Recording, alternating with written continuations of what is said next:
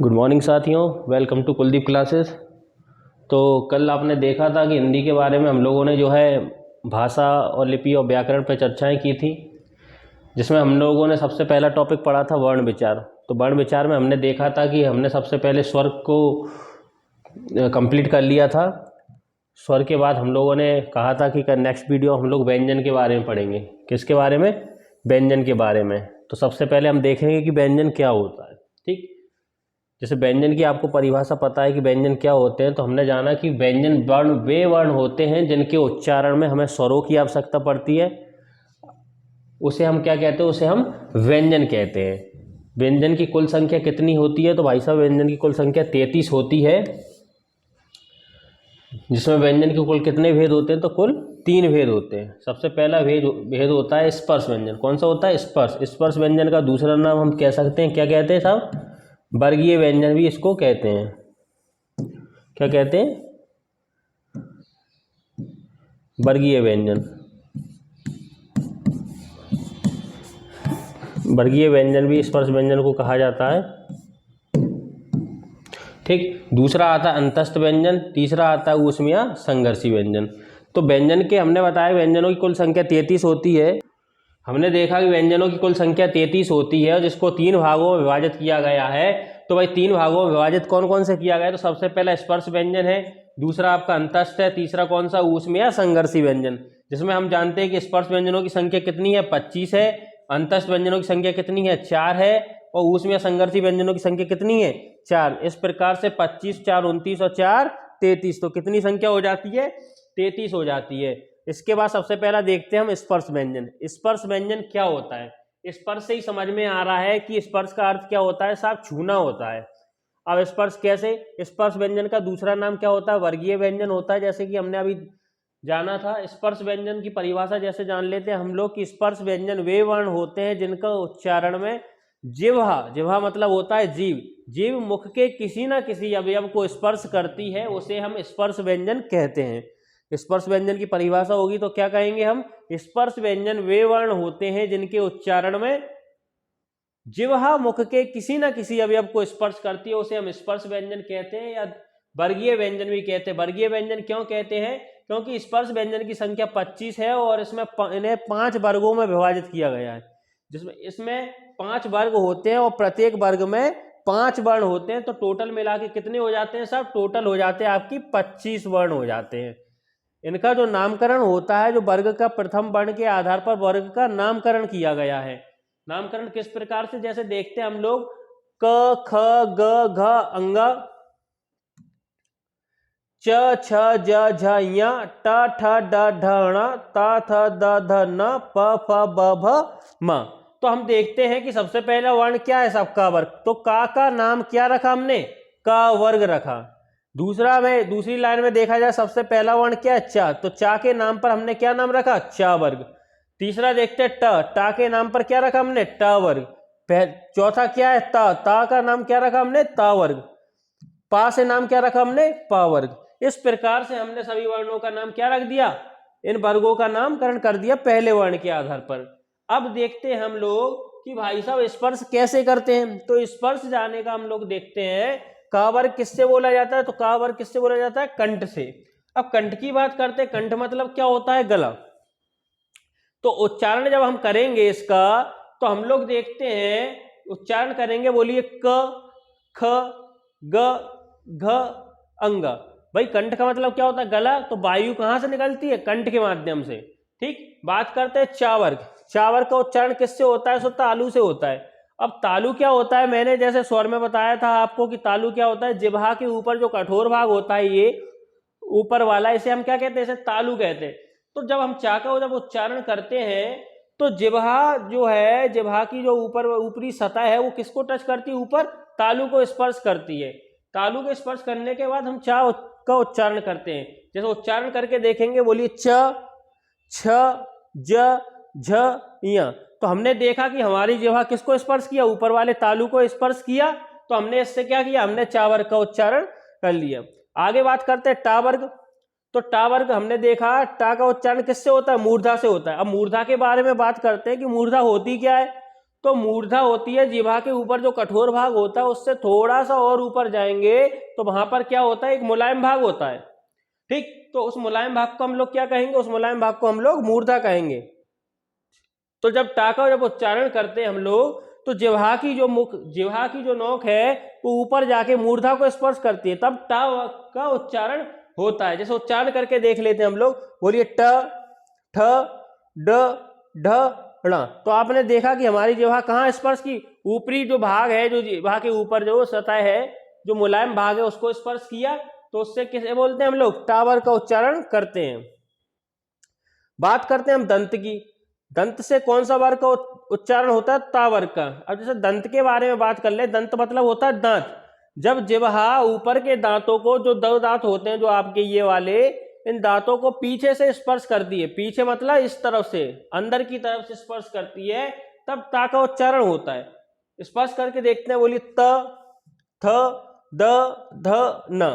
आपने देखा होगा कि वही ता का उच्चारण करने पर जिह्वा जो है ऊपर वाले दांतों को पीछे से स्पर्श किया, तो इससे क्या होता है, ता वर्ग का।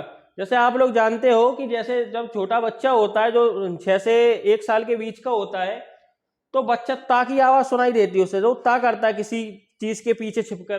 तो ता की आवाज क्यों करता है, तो आपने देखा होगा कि बच्चे के जो 1 साल का होता है उसके सबसे पहले 2 ही दांत आते हैं ऊपर के, तो उसकी जिह्वा जो है ऊपर के दांतों को स्पर्श कर लेती है, तो वो ता करता है। ठीक, आगे बात करते हैं ओष्ठ। ओष्ठ से पा वर्ग का उच्चारण होता है। ठीक, ओष्ठ मतलब होता है दोनों ओठ, तो दोनों ओठों के परस्पर स्पर्श से पा वर्ग का उच्चारण होता है। बोलिए प फ ब भ म। ठीक, तो हम लोगों ने जान लिया कि साहब पा वर्ग का उच्चारण किससे होता है, ओष्ठ से होता है। ठीक, अब बात करते हैं हम लोग, भाई जब ये 5 वर्गों का उच्चारण हमने कर लिया, आपने देखा कि अंतिम जो 5 वर्ण है, ये अंगा या ड़ न म, ये जो 5 वर्ग है, इसमें जिह्वा विशेष सक्रिय नहीं हुई, तो इन पांचों को हमने नाम क्या दे दिया, नासिक व्यंजन। किसका नाम दे दिया, नासिक के व्यंजन। ठीक, नासिक, नासिक का मतलब क्या होता है, इसका उच्चारण नाक से होता है। किससे होता है साहब, नाक से होता है। इनकी संख्या कितनी है, इनकी संख्या है 5। इनकी संख्या कितनी है, 5 होती है। ठीक, 5 कौन कौन सी होती है, अंगा या ण न म। उच्चारण करके देख लेते हैं, कहीं अंगा या ण न म। ठीक, बात करते हैं अब सब जो च छ ज झ वाला जो वर्ण होता है, ये च छ ज झ, इनको हम लोग क्या कहते हैं, इनको हम लोग कहते हैं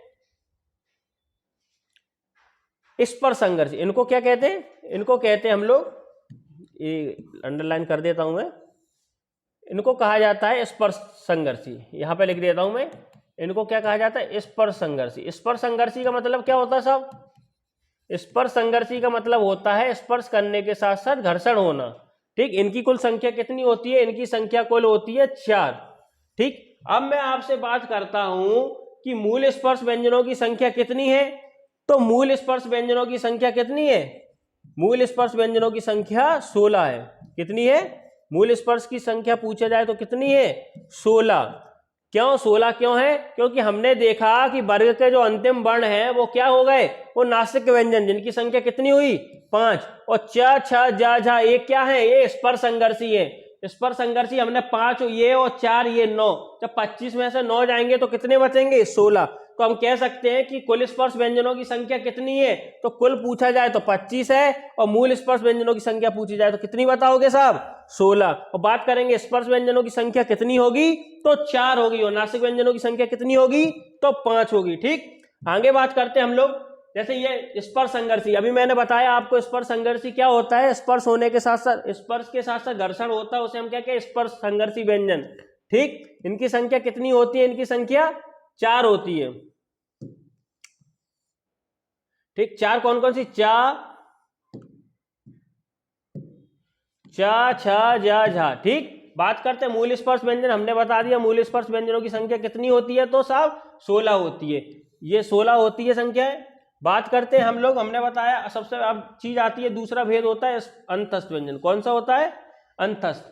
भाई अंतस्थ की परिभाषा जैसे हम लोग जानते हैं, अंतस्थ व्यंजन क्या होते हैं, अंतस्थ व्यंजन वे वर्ण होते हैं जिनमें जिह्वा विशेष सक्रिय नहीं होती उसे हम क्या कहेंगे, उसे अंतस्थ व्यंजन कहेंगे। अंतस्थ व्यंजनों की संख्या कितनी होती है साहब, 4 होती है। 4 कौन कौन सी होती है, या रा ला वा। कौन कौन सी होती है, या रा ला वा, जिसमें हम लोग जान लेते हैं या और वा को क्या कहा जाता है, या और वा को अर्धस्वर कहा जाता है। क्या कहा जाता है साहब, अर्धस्वर कहा जाता है। अर्धस्वर क्यों कहा जाता है, अब भाई अर्धस्वर कहा जाता है, जैसे या को मैंने देखा है, या किससे बनेगा, ई प्लस आ से, और वा किससे बनेगा, ऊ प्लस आ से। भाई जब हमने देखा था स्वर में कि जब दो असमान स्वरों के मेल से संयुक्त स्वर बनता है, यहाँ पे दो असमान स्वर हैं लेकिन आकृति किसकी ले रहा है साहब, व्यंजन की। ठीक, वा में देखा ऊ प्लस आ क्या बना हुआ। भाई साहब जब एक बात बताओ हमारे लिए, हमने आपको बताया है कि मान के चलो स्वर की संख्या है 11, व्यंजन वाले भाई साहब की संख्या है 33। ठीक, जब मान के चलो इन दोनों के बीच युद्ध हो गया तो कौन जीतेगा, स्वाभाविक सी बात है जिसकी सेना बड़ी होगी वही जीतेगा। ठीक, तो भाई साहब जब दोनों के बीच में लड़ाई हो गई तो जीता कौन, व्यंजन वाला।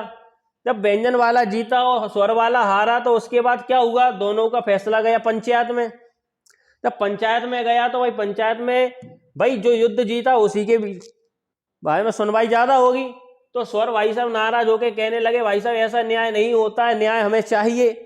तो न्याय क्या हुआ, तो वही सरपंच साहब ने क्या कह दिया कि वे एक काम करते हैं, आपका भी इसी में नाम जोड़ देते हैं, आपको भी बुरा ना लगे। तो व्यंजन भाई साहब की सहमति से क्या हुआ, तो उनको नाम दे दिया हमने क्या, अर्धस्वर। ठीक, अब बात करते हैं साहब या और वा को अर्धस्वर कहा जाता है। अब आता है रा। रा को क्या कहा जाता है, रा को कहा जाता है प्रकंपित या लुंठित। किस क्या कहा जाता है, प्रकंपित या लुंठित। भाई प्रकंपित का अर्थ क्या होता है, प्रकंपित का मतलब होता है कांपना और लुंठित का मतलब होता है लुढ़कना। ठीक, जब रा का जब उच्चारण करते हैं तो जो रा है या जिह्वा है, रा का उच्चारण करने पर 2-3 बार ऐसी लुढ़कती हुई प्रतीत होती है, उसे हम क्या बोलते हैं, लुंठित व्यंजन। अगला आता है ला। ला को क्या कहा जाता है, ला को कहा जाता है पार्श्विक। क्या कहा जाता है, पार्श्विक।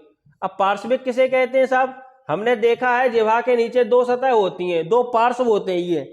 ये पार्श्व होते हैं, जब हम उच्चारण करते हैं ला का तो दोनों पार्श्व के बीच में से वायु निकल आती है, तब ला का जब उच्चारण होता है। या हम कह सकते हैं जब ला का उच्चारण होता है तो जिह्वा ऊपर के मसूड़ों को छूती, ऊपर के मसूड़ों को छूती है, तब ला का जब उच्चारण होता है। ठीक, आगे हम लोग देखते हैं जो हमने अभी जानकारी दी कि या और वा को क्या कहा जाता है, अर्धस्वर कहा जाता है, रा को प्रकंपित या लुंठित व्यंजन और ला को पार्श्विक व्यंजन कहा जाता है। ठीक, इतनी कहानी सबको क्लियर हो चुकी है। आगे हम लेकर देखते हैं, अब आता है ऊष्म या संघर्षी व्यंजन। ठीक, क्या आता है, ऊष्म या संघर्षी व्यंजन के बारे में जान लेते हैं। ऊष्म मतलब तो आप जानते ही हो क्या होता है, ऊष्म मतलब होता है ऊष्मा, और संघर्षी का मतलब होता है घर्षण होना। तो जिन व्यंजनों के उच्चारण में एक ही प्रकार की घर्माहट या सुरसुराहट सी प्रतीत होती है उसे हम क्या बोलते हैं साहब, उसे हम ऊष्म व्यंजन कहते हैं। इनकी कुल संख्या कितनी होती है, 4 होती। 4 कौन कौन सी, सा संयम वाला, सा षटकोण वाला, सा सरोता वाला, हा हलवाई वाला। इनकी संख्या कितनी होती है साहब, 4 होती है। ठीक, अगर पूछा जाता है हिंदी वर्णमाला में शब्दकोश के अनुसार हिंदी वर्णमाला का व्यंजन वाला अंतिम वर्ण कौन सा होता है, तो व्यंजन का अंतिम वर्ण कौन सा होता है साहब, हा होता है। ठीक, अब बात करते हैं साहब संयुक्त व्यंजन की। तो संयुक्त व्यंजन क्या, जैसे संयुक्त का तो हमें समझ में ही आता है कि जब 2 असमान व्यंजन लगातार 2 असमान व्यंजनों का मेल होता है तो हम उसे क्या होता है, संयुक्त व्यंजन बनता है। तो संयुक्त व्यंजन कह सकते हैं हम जिन व्यंजनों के उच्चारण में अन्य व्यंजनों की सहायता लेनी पड़ती है, संयुक्त व्यंजन कहलाते हैं। या दूसरी परिभाषा हम इससे कह सकते हैं कि 2 असमान व्यंजनों के मेल को, 2 असमान व्यंजनों के मेल को क्या कहेंगे, हम लोग संयुक्त व्यंजन कहेंगे। ठीक, असमान व्यंजनों के मेल को। अब असमान व्यंजनों का मेल का इनकी संख्या कितनी होती है, तो इनकी संख्या कितनी होती है साहब, 4 होती है। छा क्षत्रिय, त्रा त्रिशूल, ज्ञा ज्ञानी और श्रा। ठीक, अब हम देखते हैं कि इनका कैसा मेल होता है। तो का और सा, का और सा से मिलकर क्या बना, छा क्षत्रिय, आधा ता और रा। हमेशा ये बात ध्यान रखना कि जिनका जो संयुक्त रूप होता है उसमें पहला वर्ण आधा होता है, दूसरा वर्ण पूरा होता है। भाई का आधा है और सा पूरा, यहाँ ता आधा है, रा पूरा, यहाँ जा आधा है, यहाँ पूरा, सा आधा है, रा पूरा। तो इस प्रकार से इनकी संख्या कितनी होती है, 4 होती है। ठीक, अब कैसे होता है, आप लोगों ने देखा होगा अंग्रेजी वर्णमाला में छा होता है उसको हम कैसे लिखते हैं, KSHA लिखते हैं। अब KSHA क्यों लिखते थे, इसीलिए लिखते थे छा जो है वो का और सा के मिलकर बना, का मतलब के से का बन गया और SHA से सा बन गया। इसी प्रकार ता हमने लिखा TRA त्रा, TRA त्रा क्यों लिखते हैं, क्योंकि टी ता जो है हलंत वाला वो किससे बनता है, टी से, रा पूरा इससे बनता है। ज्या अब जो है पहले उच्चारण की दृष्टि जो गया है वो गा प्लस या से बनता था, किससे बनता था, गा प्लस या से, ठीक। अब लेकिन कालांतर में क्या हुआ, इनका जो उच्चारण चेंज हो गया, जहां और यहां से ज्ञा बनता है और शा और रा से सा बनता है, ठीक। आगे बात करते हैं हम लोग, अब आता है हमारा द्विगुण व्यंजन, ठीक। व्यंजनों के अन्य भेद भी होते हैं, द्विगुण व्यंजन, द्विगुण व्यंजन क्या होता है, ठीक। द्विगुण व्यंजन क्या होता है ये देख लेते हैं हम लोग। द्विगुण व्यंजन, द्विगुण या उच्छिप्त, द्विगुण का मतलब होता है दो गुण, उच्छिप्त का मतलब होता है फेंका हुआ। तो उच्छिप्त व्यंजन किसे कहते हैं, जिन वर्णों के उच्चारण में जिह्वा ऊपर से लुढ़कती हुई प्रतीत होती है या फेंकी हुई प्रतीत होती है, जिस प्रकार 2-3 बार ऐसे झटके के साथ नीचे आती है, तो उसे हम क्या कहें, उच्छिप्त व्यंजन या द्विगुण व्यंजन कहते हैं। कौन कौन से होते हैं, एक सड़क वाला और एक मेंढक वाला। आप लोगों ने इन दोनों का प्रयोग देखा होगा, एक तो सड़क में देखा होगा और दूसरा मेंढक में, ठीक। ये दो गुण दर्शाते हैं, दो गुण क्यों दर्शाते हैं, आपने देखा होगा कि जो टा टमाटर वाली लाइन होती है, टा वाली, टा ठा डा, डा के आगे इस प्रकार से ये वर्ण लिखा होता है, ये ढा होता है, ढा के नीचे एक और वर्ण लिखा होता है, ये जो है इस प्रकार से जो ऐसा वर्ण लिखा होता है, इसीलिए इनको जो हम लोग क्या कहते हैं, इनको दो गुण कहते हैं, ठीक। इनको क्या कहते हैं हम लोग, दो गुण कहते हैं, इस प्रकार से।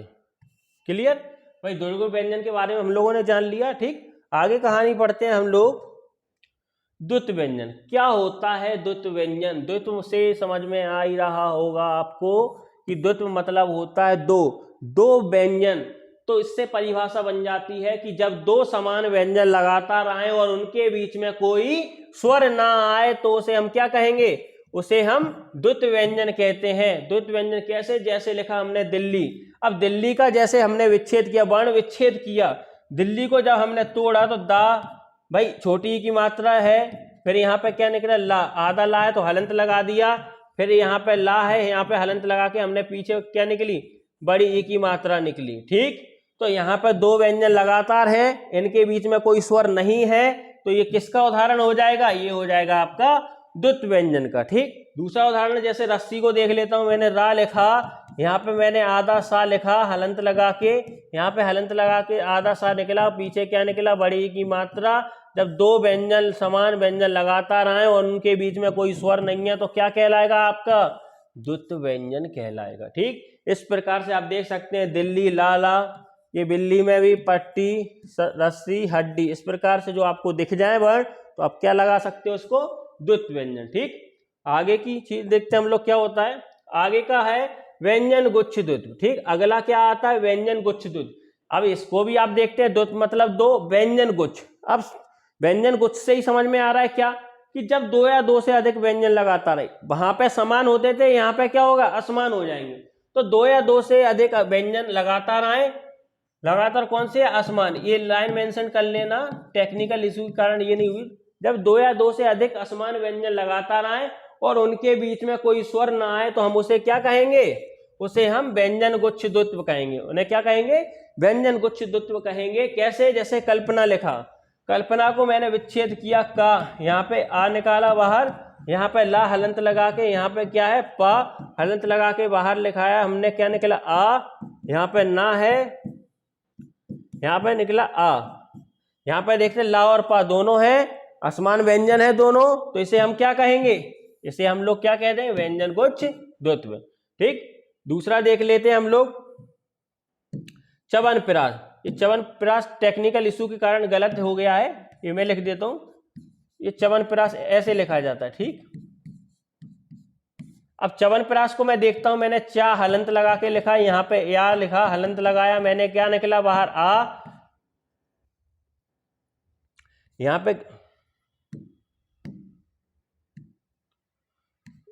पे क्या हुआ, हुआ में हलंत लगाया, बाहर क्या निकला, आ, यहाँ पे क्या है, ना, ना में हलंत लगाया, बाहर क्या निकला। यहाँ पे थोड़ा सा लिख देता हूँ, स्पेस कम पड़ रहा है।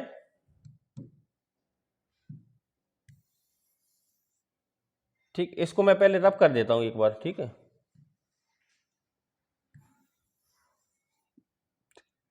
इसको मैं देख देता हूँ, यहाँ पे लिखता हूँ च्यवनप्राश जो लिखा हुआ है,